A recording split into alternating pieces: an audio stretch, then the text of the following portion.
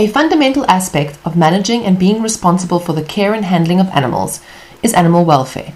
But what does this term actually mean, and what do we mean when we say promoting good welfare? To understand this is key to being able to apply to the daily management and keeping of horses. The welfare of an animal needs to meet 3 criteria. The first is the body, so the body must be sound.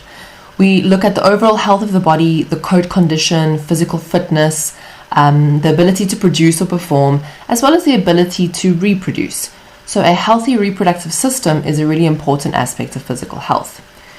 Secondly, the animal needs to be sound of mind. So here we look at aspects such as trainability, cognitive functions like memory and how quickly the animal learns, willingness to perform or to work, and then interactions with other animals or people.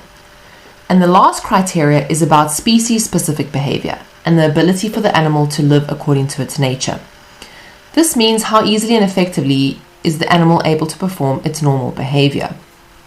Now, this third criteria is the defining aspect of animal welfare in today's context, because if it's unfulfilled even for a short period of time, it can have long-term consequences for the emotional health of the animal and ultimately the physical health as well.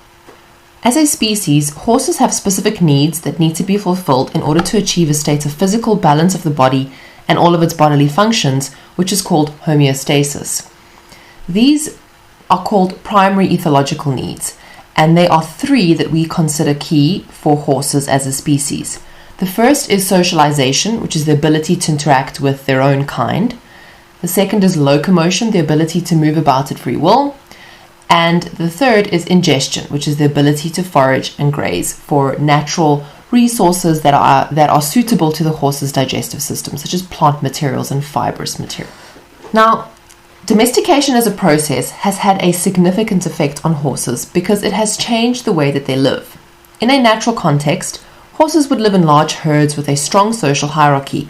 They would occupy large territories of open grassy plains where they would spend 16 to 18 hours of the day traveling across these plains in search of food, water, and shelter from predators and bad weather.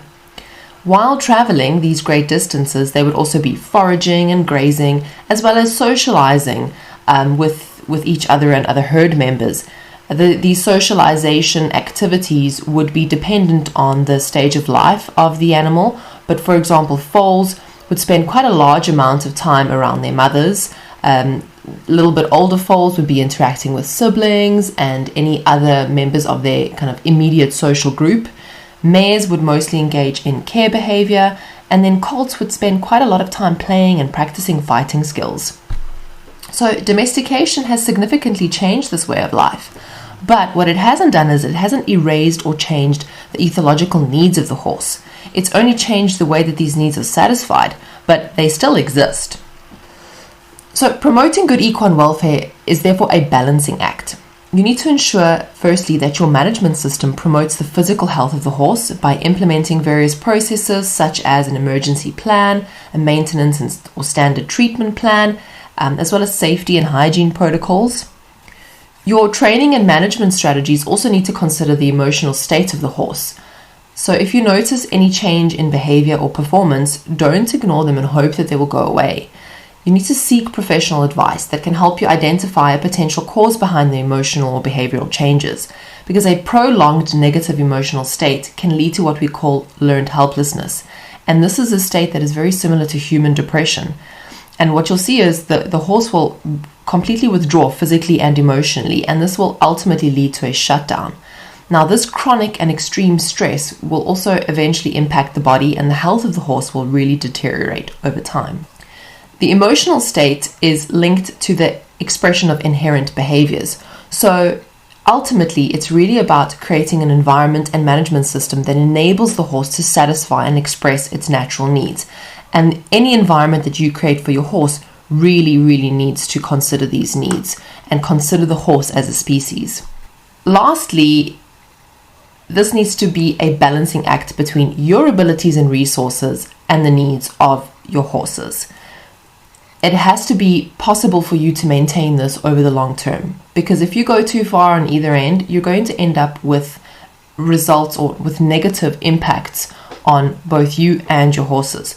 For example, if the focus is too much on the human needs and on your needs, whether they're about convenience or whether it's financially driven or even status driven, this could result in circumstances that favor you but not your horse. And if you completely ignore your needs and your abilities and circumstance and you only focus on your horse, you could run into financial issues, or you could even run into safety issues in terms of inexperience, which once again not only compromises your horse's welfare but also your own. Considering all of these aspects, we can conclude that to promote good welfare for our horses, we need to have a carefully considered plan in place that covers all elements of equine management, care, and training, and ensures that not only are we providing an environment that caters to the ethological needs of the horses, but also to our abilities as their caretakers and custodians. I hope you guys have enjoyed this brief overview of animal welfare, and we'll see you in the next video.